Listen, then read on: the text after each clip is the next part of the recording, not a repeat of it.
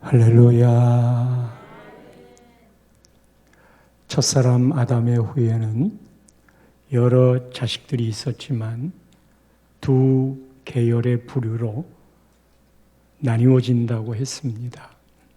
하나는 가인의 후예들 계열이고 또 하나는 셋의 후손의 계열입니다. 좀 정리하고 있는 겁니다. 가인의 후예는 그 특징이 하나님을 떠났다 그랬습니다. 하나님을 떠났으니까 나타나는 특징들이 자기들을 지키려고 성을 쌓습니다. 그리고 성을 지어놓고 자랑스런 아들의 이름 에녹이라 성의 이름을 붙였습니다. 그리고 가인의 후예로는 아담의 7대손 라멕이 있었는데 이 라멕이 두발 가인이라는 아들을 낳고 구리와 새로 무기를 또는 기구를 만들어서 강하게 성을 지키고 있었습니다. 반면에 셋의 후예는 아들을 낳았는데 에노스라 불렀고 에노스를 낳은 후에 사람들이 비로소 하나님의 이름을 불렀더라. 그 셋의 후예들은 하나님의 이름을 부른 자들이에요. 이유인즉슨 에노스라는 이름 속에 비밀이 있다 했는데 사람이란 죽을 수밖에 없는 존재다. 그리고 셋의 계열로는 아담의 7대손 에녹은 하나님과 동행했고 또 유일하게 한 사람 더 있으니 그가 10대손 노아였고 노아 역시 의인이고 하나님과 함께 동행했던 사람으로 이 두 계열의 족보가 후손들을 통해 이어지는데 성도 여러분 말씀드렸듯이 인간의 마음은 악한 계열과 선한 계열의 그 후손들이 어느 쪽으로 치우치냐 하면 사람의 마음이 악을 행하는데 발과 마음이 빠릅니다. 하나님은 생육하고 번성하여 땅에 충만하고 정복하고 다스리라. 그랬더니 그 자리에 악이 들어가서 악을 채웠습니다. 하나님이 한탄하시고 모든 악을 쓸어버리시기로 합니다. 왜냐하면 하나님은 악과 더불어 동거할 수 있는 분이 아니기 때문에 그래서 이 악을 다 쓸어버리더라. 이 세상에 악이 가득했기 때문에 없어질 기미가 아니고 점점 더 이 악이 번성해 나갈 기미가 보이자 안타까워하시고 이 악을 싹 쓸어버리시기로 합니다. 노아의 홍수로 싹 쓸어버렸습니다. 성도 여러분, 우리 안에 있는 모든 이 죄악의 그림자를 하나님은 다 벗어버리시기를 원하세요. 이것을 싹 씻기 위해서 죄 사함을 얻기 위해 예수님이 십자가에 죽으셨고 그리고 예수님을 통해 죄 사함뿐 아니라 이 죄가 없어진 상태 이거 재창조이고 그리고 그게 구원이라고 했습니다. 노아를 통하여 하나님은 다시 창조, 즉 재창조를 했어요. 우리의 모든 죄도 예수 그리스도 우리 죄를 위해 돌아가신 그 사실을 믿음으로 우리의 죄도 사함을 받았습니다. 그래서 다시 시작하는 겁니다. 그것을 구원이라고 했습니다. 이제 노아의 세 아들들을 중심으로 하나님의 역사가 다시 창조되었습니다. 여러분, 아담과 하와가 창조될 때 죄가 없었어요. 근데 그 이후에 하나님의 말씀을 거절하고 죄를 삼켰어요.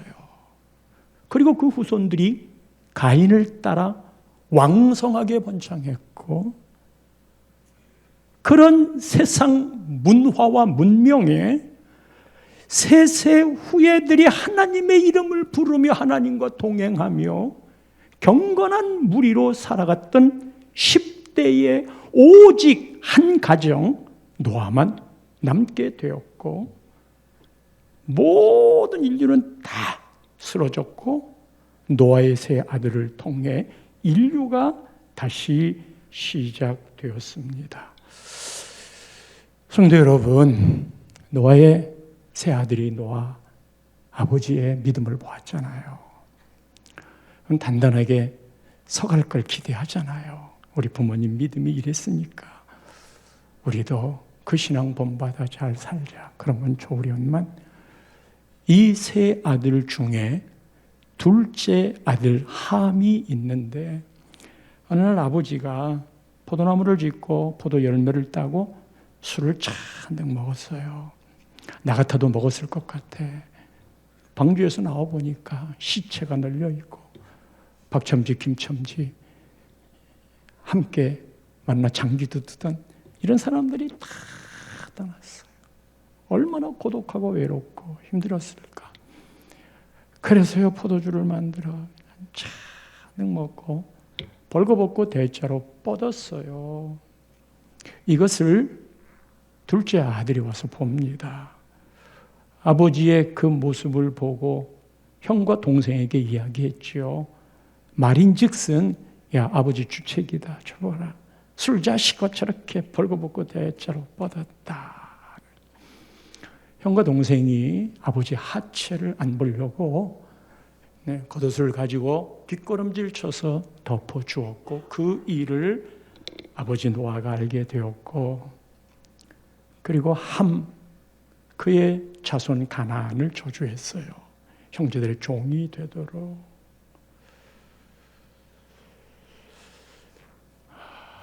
함이 뭘 잘못했을까요? 실수는 아버지가 했어요.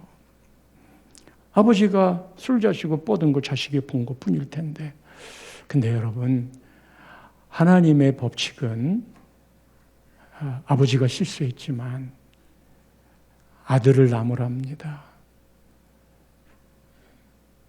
우리가 형제들끼리 나이가 들면 허물 잡힐 게 많이 나와요.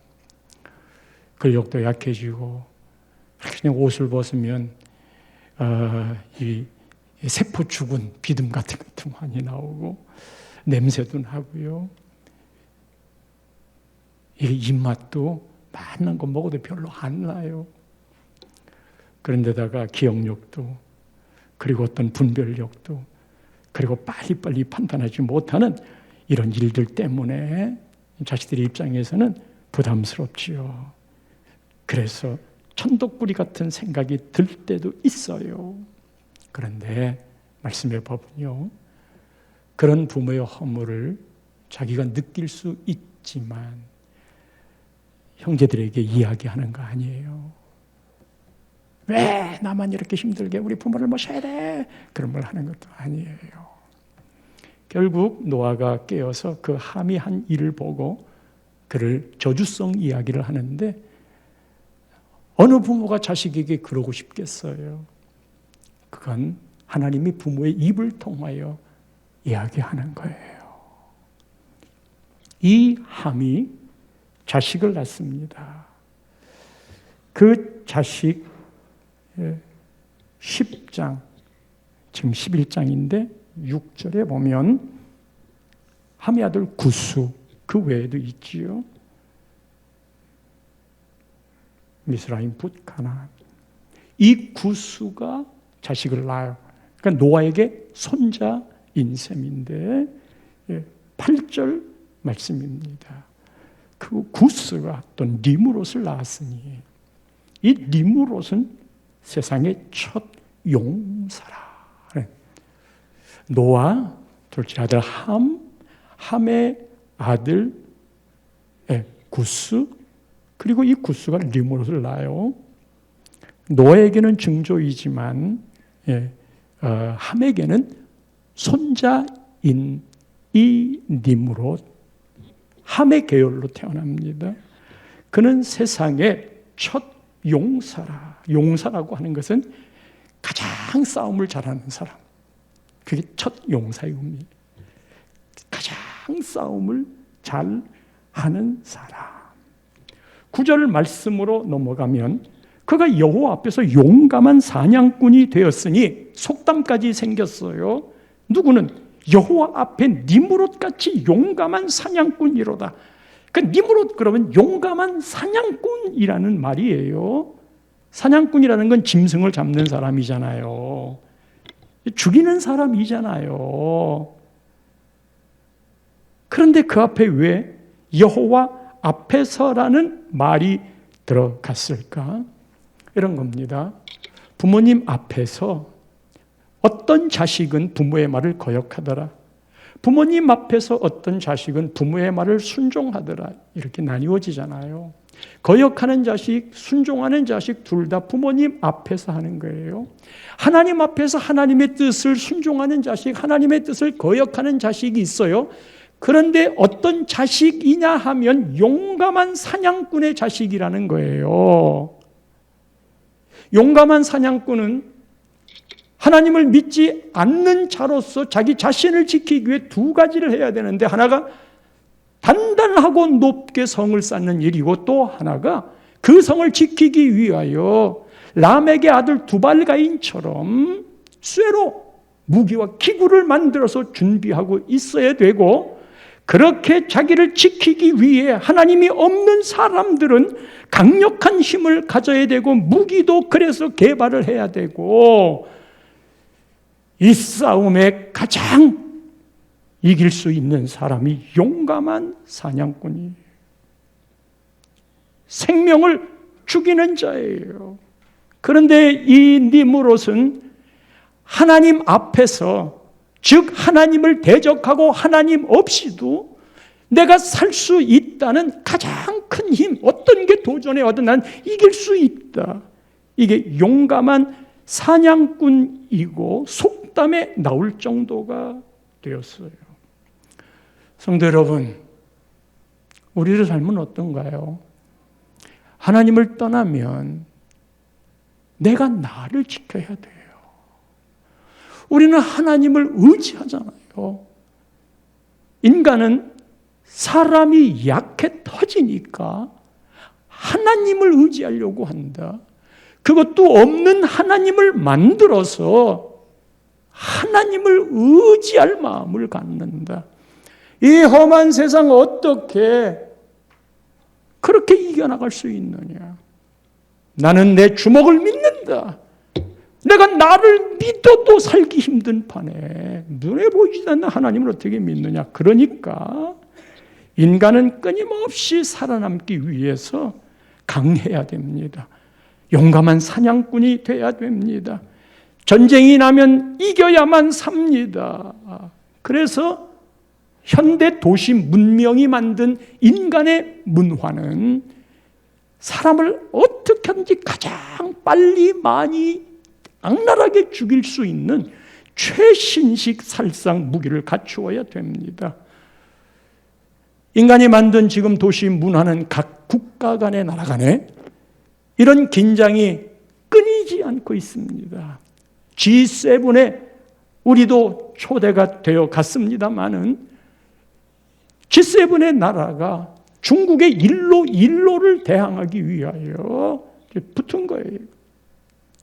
나토까지도 함께 그 일 때문에 그 전쟁에는 경제 전쟁도 있고 실제로 군비를 가지고 군사력으로 전쟁을 만들어 힘의 우위에 서도록. 여러분 지금 북한이 핵을 놓지 않고 있잖아요. 가장 강력한 무기가 핵이잖아요. 그건 인간이 만든 문화입니다. 사람을 죽일, 이롭게 하는 게 아니라 어떻게 하든지 사람을 죽일 최신식 강한 무기를 만드는 그 일은 하나님이 없는, 하나님을 못 믿게 하는 그 문화에서 나온 최고봉의 핵인 거예요. 그럼 지금 우리는 그런 문화 속에 살고 있어요. 가인의 문화, 니므롯의 문화가 가득한 세상에 살고 있어요. 이 세상을 이기기 위해서는 힘의 균형을 가져야 됩니다. 국방을 세워야 됩니다. 뿐만 아니라 이 국방을 지켜가는 군인들의 마음이 깨어 있어야 돼요. 군인의 정신, 오직 하나 나라를 지킨다는 그 마음. 이 나라를 지키지 못하면 우리의 후손, 우리의 부모들 누구도 평안하게 살 수 없다는 걸 인지하고 그 생각을 놓치지 않게 하고 거기에 걸맞는 힘의 균형을 위해서 군비를, 국가의 경쟁력을 전투력으로, 무기로 만들어 가야 돼요. 이거를 만들어 놓지 않고 인간의 문명에서는 살아갈 수 있는 방법이 없어요. 우리가 지금 인간의 문명을 떠날 수 있는 것 아니잖아요. 세상은 그렇게 악해요. 여러분, 세상을 살아갈 때도 그런 면의 영적 실력들을 우리가 키워야 되고, 젊은이들은 그런 부분의 영적 실력을 키워야만 이 세상에서 경건한 세세 후예들로 살아갈 수 있단 말이에요. 이 힘의 균형이 깨어지지 않도록 경제도 튼튼하기에, 경제가 튼튼해야 국방도 튼튼하게 준비할 수 있는 거지요. 특히나 리무롯은 가인처럼 성을 쌓았습니다. 자신을 지키려고 할 수만 있으면 더 튼튼하고 큰 성, 그리고 더 높은 성을 쌓아야 했어요. 이 성을 쌓는데 등장하는 지역을 보십시오. 10장 10절입니다. 그의 나라는 신할 땅의 바벨과 바벨이 등장해요.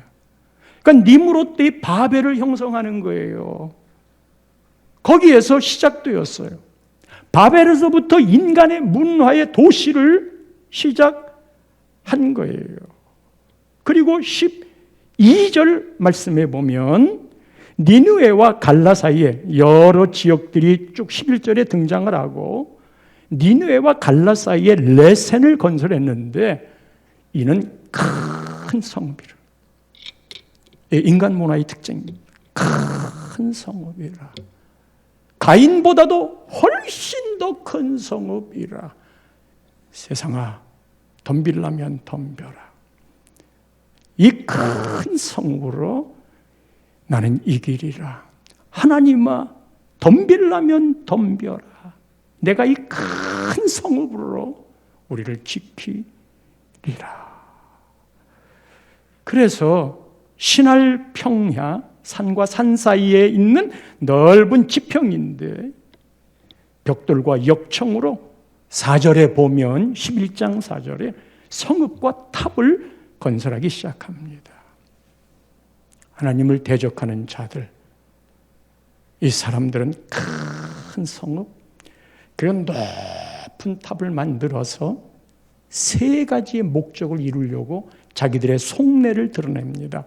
우리가 왜 이렇게 큰 성읍을 짓는 줄 아냐? 우리가 왜 이렇게 높은 탑을 만드는 줄 아냐? 세 가지 때문인데, 하나님을 안 믿고 하나님을 대적하고 하나님을 몰아내는 사람들의 특징입니다. 첫 번째는 탑 꼭대기를 하늘에 닿게 하겠다. 탑 꼭대기를 하늘 끝까지 닿게 하겠다. 그래서 홍수가 오더라도 우리는 그 꼭대기에 있으니까 하늘 끝까지 차면 하나님도 목까지 물이 찰 테니까 그러지 않겠지? 아무리 비를 내려도 우리는 하늘 꼭대기에 닿을 거니까 그런 하나님이 내리시는 자연 재앙에 우리는 죽지 않는다, 이겨낸다.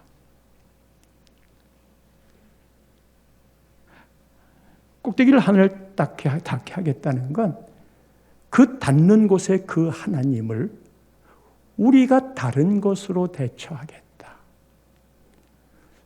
그래서 이 시대에 하나님을 대신하는 것들이 가득, 그 중에 가장 힘센 놈이 맘몬이에요. 돈 신이에요. 우상이에요. 하나님 없이도 우리는 이 우상과 거짓 종교, 이것으로 하나님을 대신하겠다. 어떻게 예수님을 대신한다는 문선명? 예수님 대신이에요. 본인이 구세주예요. 정명석, JMS, 신천지의 이만희. 아니 어떻게 예수님을 대신한 자라고 이야기하는데 그렇게 많은 사람들이 따라갈까? 하나님 자리를 다 대신하는 거예요. 그러고 보면 우리가 이렇게 예수 믿는 게 이게 기적입니다. 이게 은혜입니다.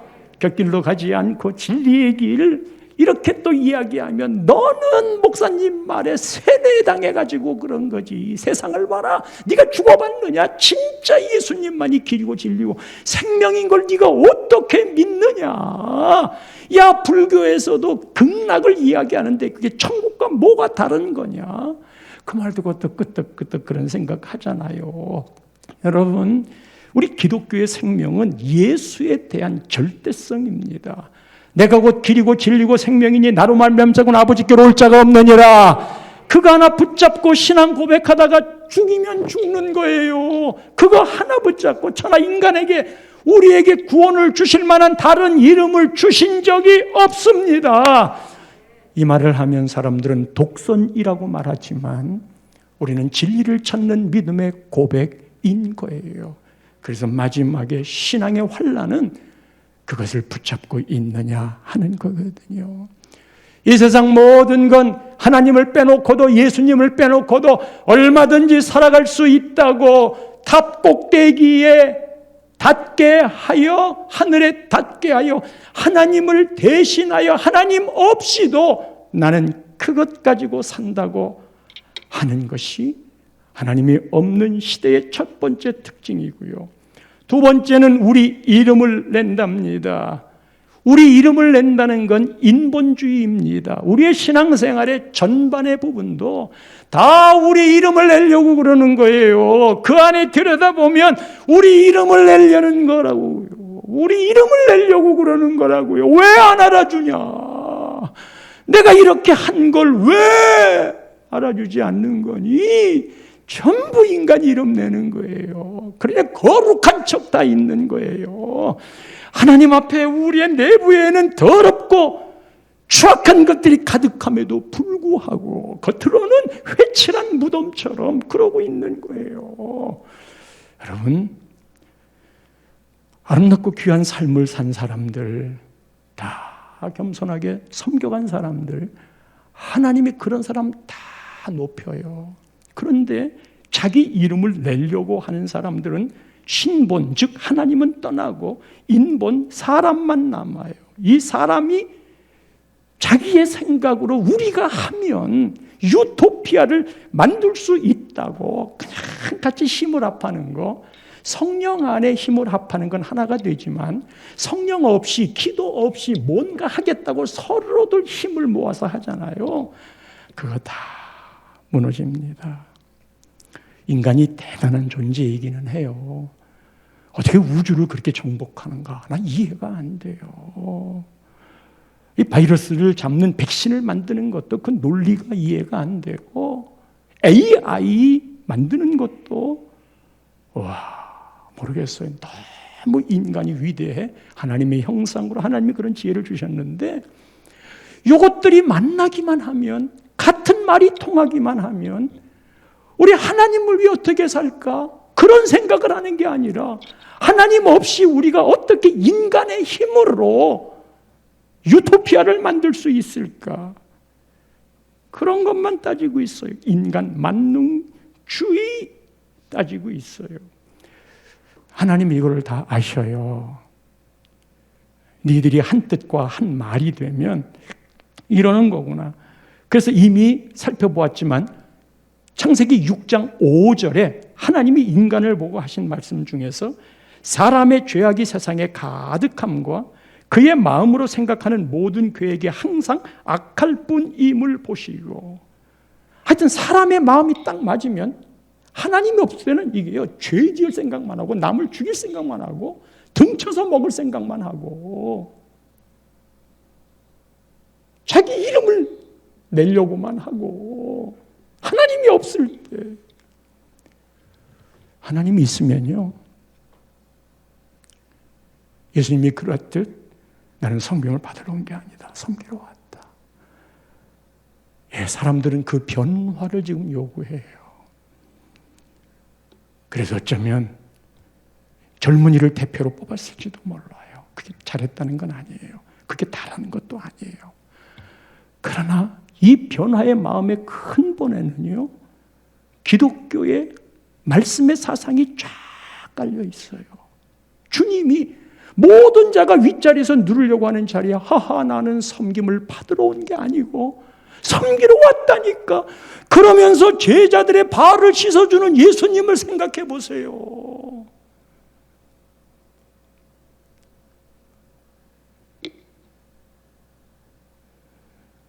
사람은 저를 포함해서 그다지 이 목회를 하면서도요, 저의 싸움은 저와의 싸움이에요. 누가 힘들게 이런 거 없어요. 예, 목사 안수를 받을 때 그 면접을 하는데 가장 목회할 때 힘든 게 뭐요? 앞으로 목회할 건데 가장 힘들다고 생각하는 게 뭐요? 그때 나하고 싸우는 일이요. 이런 대답을 했던 기억이 있어요. 나하고 싸우는 일. 이 나하고 싸우는 일의 방점이 뭐냐 하면 자기 이름을 내려고 하는 거예요. 하나님이 이름 내주십니다. 하나님을 섬기면. 아멘이세요? 근데 막 자기가 이름을 내려고 그러면 안 돼요. 이게 하나님이 없는 자들의 특징으로 가는 거예요. 세 번째는 온 지면의 흩어짐을 면하자. 이 가인이 놋 땅으로 쫓겨나잖아요. 놋이라는 말은 유리한다는 거예요. 방황한다는 거예요. 있을 곳 없이 방황하고 있는 거예요. 사람이란 하나님이 주신 본향 같은 안전하고도 쉼을 줄 수 있는 안식처가 필요한데 죄를 짓고 하나님 앞을 떠나서 방황해요. 그게 놋이에요. 이 놋 땅에서 방황할 때 우리 안식처가 필요해. 우리는 하나님 품 안이 안식처거든요. 진짜예요. 하나님 품 안이 그렇게 좋을 수가 없어. 내가 영이 강해져가지고 하나님 품 안에 소통하고 있으면요, 안 되는 일 때문에 걱정이 안 돼요. 할렐루야. 얼마나 마음이 평안하고 든든하고 좋은 줄 아세요. 이게 본향이에요. 그런데 하나님을 떠나면 자기가 이 성읍을 지어야 되는 거예요. 그리고 성읍의 틀을 마련해 놓고 불안하니까 사람들이 죽이려고 그러니까 우리 오자 와서 하나로 같이 뭉치자, 헤어지지 말자. 인간들이 그렇게 하지만 하나님이 두 가지를 행하셨어요. 하나는 그렇게 만드는 성읍을 무너뜨리고 또 하나는 사람들을 언어가 통하지 않게 해서 다 흩어버렸어요. 하나님이 하신 일이에요. 사람이 우리 헤어지지 말자. 그냥 우리끼리 똘똘 뭉쳐가지고 지면에 흩어짐을 면하게 하자. 그렇게 했어도 7절 말씀을 보면 하나님이 똘똘 뭉치지 못하도록 똘똘 뭉쳐서 하나님 대적하니까 하나님이 그들의 언어를 혼잡하게 하여, 그게 바벨이란 뜻이에요. 그들이 서로 알아듣지 못하게 하자. 그리고 8절 말씀에 그들이 막 성읍을 지었잖아요. 거기서 그들을 온 지면에 흩으셨으므로 그들이 그 도시를 건설하기를 그쳤더라. 더 이상 성읍 못 지어요. 자기 계획과 자기 뜻대로 되는 게 아니에요. 우리는 내 인생의 앞날을 계획합니다. 귀한 일이죠. 괜찮은 일이죠. 근데 그게 하나님의 뜻 안에서 비전으로 연결되어지지 않은 하나님 없는 내 계획은 백날 천날 계획을 짜보십시오. 그 계획대로 잘 되든가요? 하나님이 없을 때에는, 아니면 하나님의 뜻과 맞을 때에는 그 계획이 이루어져요. 그러나 하나님 계획과 맞지 않으면 안 돼요. 우리 존재가 그래요. 말씀드린 바가 있는데 안식으로 어느 날 새벽에 일어났어요. 근데 그 전날 밤에요. 안식일이 지나고 나면 이렇게 막 뭔가 그냥 막 저 하고픈 의욕 같은 거 있잖아요. 그래서 그 계획을 내가 다 잡았는데 이렇게 할 수 있다는 막 자신감도 가졌는데 그리고 잠이 들었어요. 그 다음날 새벽에요. 눈이 떠졌어요. 저는 새벽 시간 되면 자동적으로 떠지니까. 그 눈이 떠졌는데 일어나지를 못하겠는 거예요. 일어나려고 그러는데 못 일어나는 거예요. 아, 이게 웬일이지? 그런데, 예, 고관절 쪽, 환도뼈라고 그러잖아요.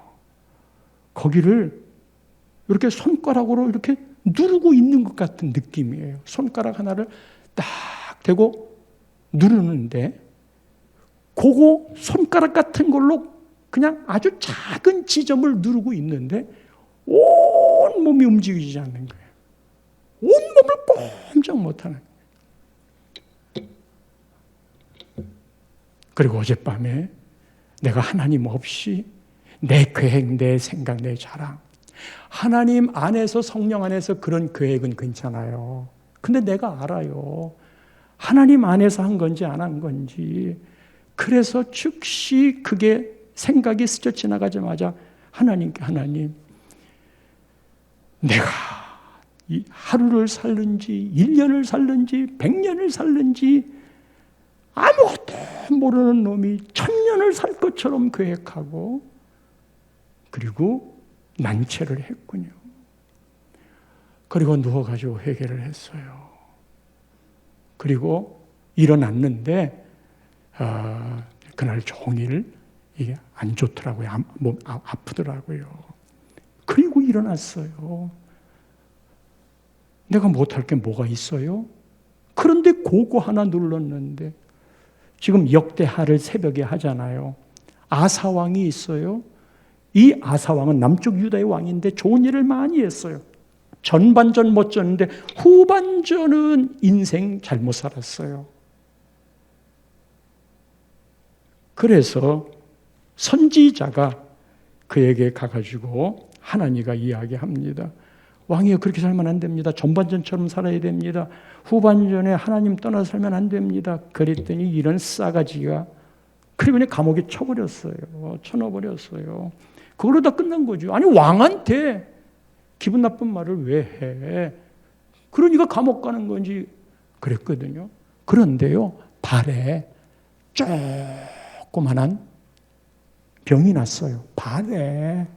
눈에 보이지도 않는 발에, 하찮은 발에, 나중에 안 되면 잘라버릴 발에 상처가 하나 났어요. 그런데 성경은 이야기합니다. 그렇게 아사 왕의 발에 상처가 났는데 하나님께 구하지 아니하고 의원에게 구했더라. 하나님께 구하지 아니하고 의원에게 구했더라. 그리고 그 발의 작은 상처가 그를 죽게 만듭니다. 하나님이 하신 일 아니에요?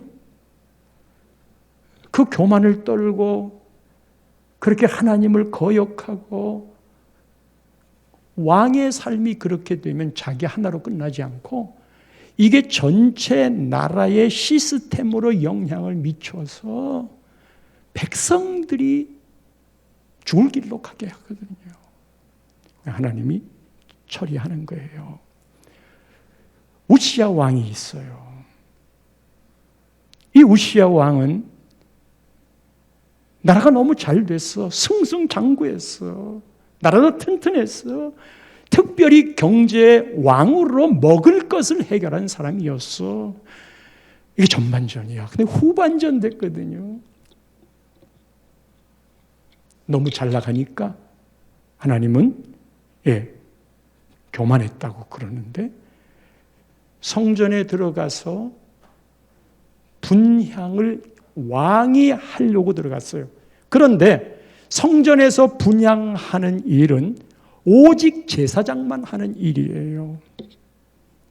자기가 가가지고 분향, 정치의 권한도 이렇게 잡아서 잘 됐고 이제 종교의 분야도 내가 못할 게 뭐랴 하고 제사장만이 하는 그 분향을 이 우시야 왕이 한 거예요. 그러니까 제사장 70명이 가가지고 왕이시여 그렇게 하면 안 됩니다. 80명인가요? 그렇게 하면 안 됩니다. 하고 이야기를 했어요. 그랬더니 왕이 그 제사장에게 막 노를 바라면서 뭐 그랬겠지요. 정말 싸가지 없다고.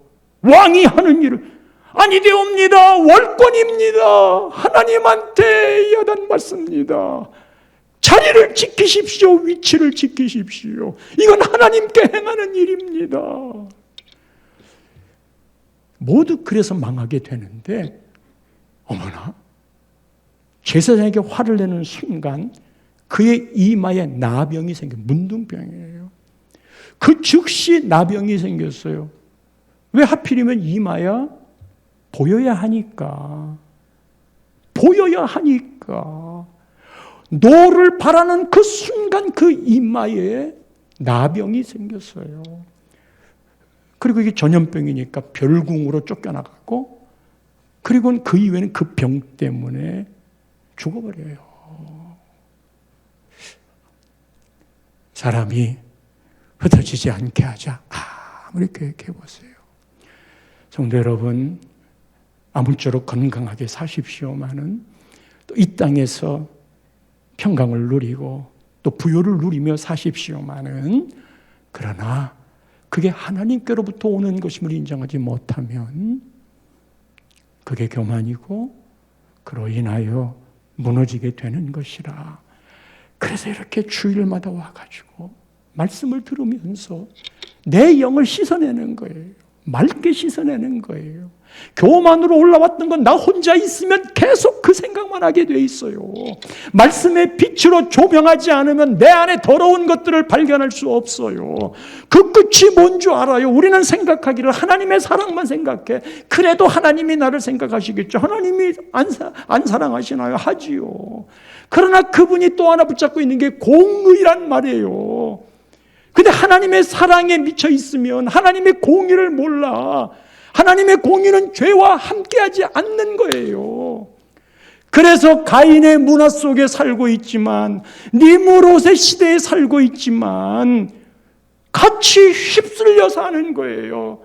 그 가운데 셋은, 그 후손들은 경건미를 붙잡고 있었어요. 그게 깨어있는 사람이에요. 그런데 이거는요, 늘 하나님의 말씀이 노아의 120년의 생애는 홍수가 온다, 종말이 온다. 그 말에 대한 기억을 붙잡고 세상이 다 놀려도 자식 새끼들 며느리까지 함께 그 약속을 붙잡고 살았던 것이 그를 하나님과 동행하게 했고 그것이 의인이 되었단 말이에요. 여러분, 일주일에 한 번씩 세상의 때가 잔뜩 묻었는데 이런 예배 없이 예배도 정말 하나님의 말씀을 듣는 자세로 겸손하게 듣지 않으면 어떻게 우리가 세상을 이겨나갈 수 있겠어요? 가인의 세대에 묻혀서 살게 돼 있어요. 오늘 참으로 감사하게도 이 도시 인류의 문명은 강한 것만 살아남는, 그리고 우리가 회사 생활을 해도 학교 입시 경쟁을 해도 학교에서 시험을 치러도 전부 비교하는 경쟁이잖아요.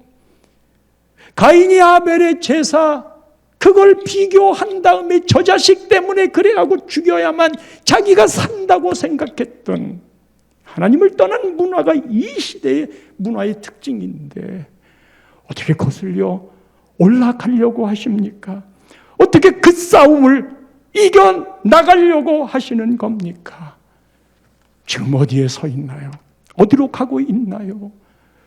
그리고 나는 어느 계열에 서 있나요? 예수 믿는 거요.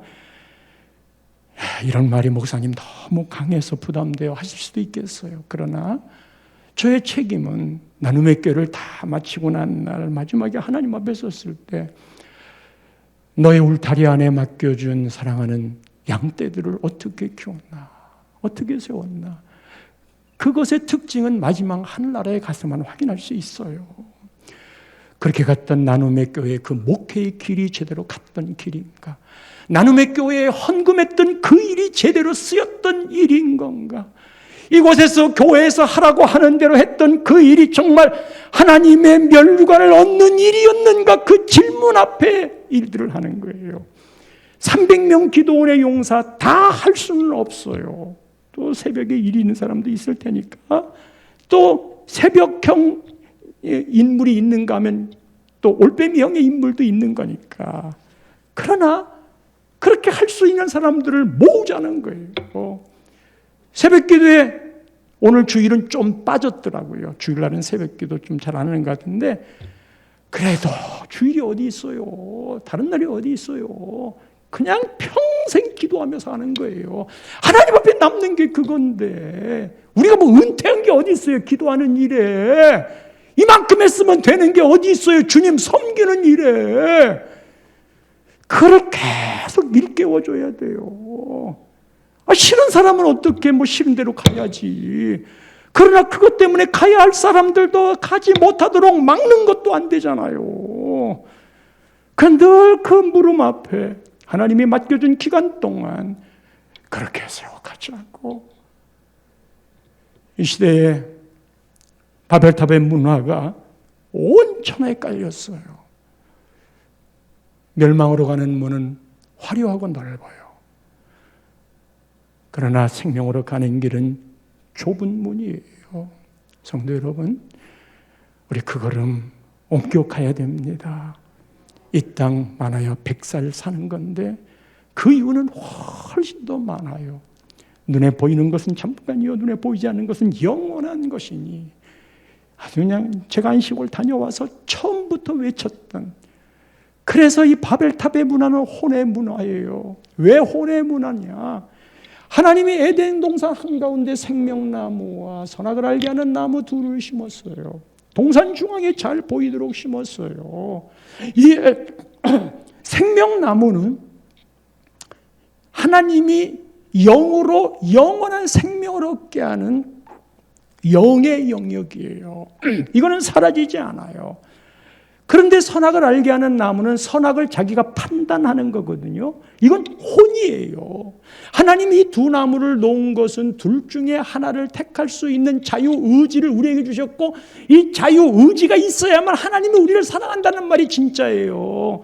자유의지가 없으면 우리는 로봇이에요. 하나님 독재자고 폭군이에요. 그래서 하나님이 우리에게 선택의 기회를 주셨고 그게 진정한 사랑이고 그 선택을 영의 선택을 따라가면 이 영은 생명으로 살리는 거지만 이 육은 죽이는 건데 이 육의 출발이 늘 혼이란 말이에요. 이 혼은 내가 하나님이 되는 거예요. 내가 내 생각대로 내 마음대로 알량한 그 신앙의 지식 갖고 자기 생각을 주장하고 그게 옳다고 외쳐대고 그거 말 안 들으면 서로 분쟁으로 싸우고 다 망할 것들이에요.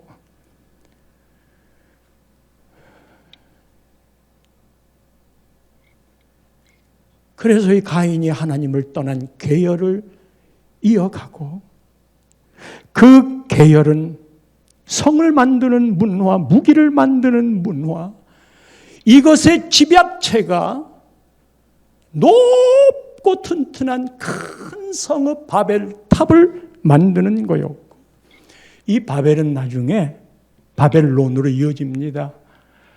바벨은 히브리 말이고 바벨론은 헬라 말이에요. 그 뜻은 혼란이라는 말인데 이 바벨은 마지막에 바벨론으로 이어지는데 이 바벨론은 요한계시록 17장 18장에 나와요.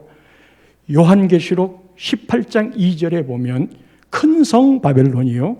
이 바벨론은 귀신의 처소, 각종 더러운 영이 모이는 곳이에요. 17장 5절에는요. 이 바벨론을 가리켜서 17장 5절입니다.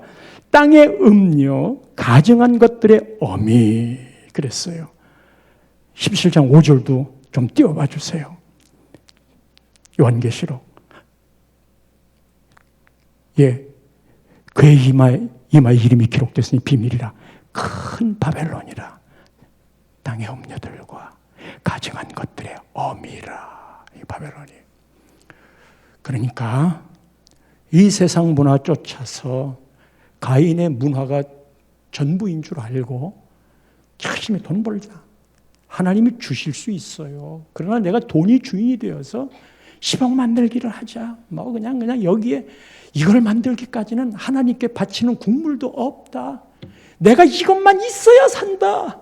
거기는 하나님을 전혀 인정하지 않는 거예요. 헌금에는요, 하나님의 사랑에 대해 다 나타나는 그 농도가 다 나타나요. 이런 말 하면 거절감을 느끼는 사람이 헌금을 안 하면 자꾸만 그런 것들을 끄집어서 마음을 불편하게 하니까 그런 얘기 하지 말란 말이야. 마음 편하게 예수 믿게. 험한 세상 힘든데 와가지고 왜 그런 부담을 주는 거예요? 죄 문제를 지적해도 그래요. 하지 말라. 그러니까 오죽했으면 총으로 설교하는 사람을 쏴 죽이겠어요. 죄 짓지 말라고 그랬더니, 그래서 지금은 코로나 때문에 앞에다가 비닐을 막았지만 방탄을 막은 교회도 있어요. 방탄으로. 뭐가 하는 짓이에요? 반면에 생명나무를 따라가잖아요. 그건 하나님의 이름을 부르는 자들이에요. 하나님의 뜻을 준행하는 노아와 같이, 하나님의 이름을 부르는 에노스처럼, 그리고 하나님과 동행하는 오직 유일한 두 사람 에녹과 노아의 후손들처럼 그들은 종말론적인 신앙을 가졌을 때 그것이 가능했고, 그리고 그 끝이 요한계시록 22장에 가인의 후예는 바벨론이었지만 여기는 새 예루살렘이, 무너진 에덴이, 신락원이 다시 새 예루살렘 복락원으로 회복되는, 이것이 구원인데, 이것이 천국인데, 이것을 유지할 사람들은 세세 후예로 만몬과 바벨론 신의 음녀가 지배하고 있는 이 땅에서 믿음으로 지켜가는 거예요. 동시에 그러면서 세상은 아름답습니다. 하나님이 창조하셨기에 내 인생은 의미 있습니다. 우리의 가족들과 자식들 사랑하는 존재입니다. 교회 안에 함께 모인 영적 공동체들은 정말 내 인생에 소중한 사람들입니다. 그럼에도 이 길은 좁은 길임을, 이제 세상이 지금 이미 평등법, 우리 집사님도 기도하셨지만 차별금지법, 이런 걸로 큰 힘을 발휘하고 있어요. 그건 교회를 무너뜨리려는 작전입니다. 다른 종교는 상관없어요. 그거를 해도 괜찮아요. 근데 우리는 잘 살았어요. 저는요, 목회를 하면서 우리 시대의 목회자처럼 축복받는 사람들이 어디 있었을까? 제가 신학교를 들어갈 때는 사람들이 안 가려고 그랬어요. 그래서 경쟁률이 낮았는데도 저는 신학대학원을 붙었어요. 지금 같으면 못 붙겠는데, 예전 같으면. 그리고 우리 시대는요, 교회의 부흥을 맛본 시대예요. 1990년부터 교회가 끼운다고 그랬어요. 1990년에 우리 교회가 개척을 했어요. 예, 우리 교인이 그 말 하더라고요. 목사님, 우리 교회는 1990년 한국교회가 시그러 들어갈 그 시점에 개척을 했는데, 시작을 했는데, 우리 교회는 부흥을 한 것을 보았어요. 무너져가는 그 시점에 그거를 얼마나 고마운 마음으로 간직을 하는지. 이 시대에 누가 뭐라고 그래도 하나님이 원하시는 경건의 걸음을 놓치지 않고 세세 후예로 살아갈 수 있는 또 한 주간의 복된 걸음 되시기를 축원합니다.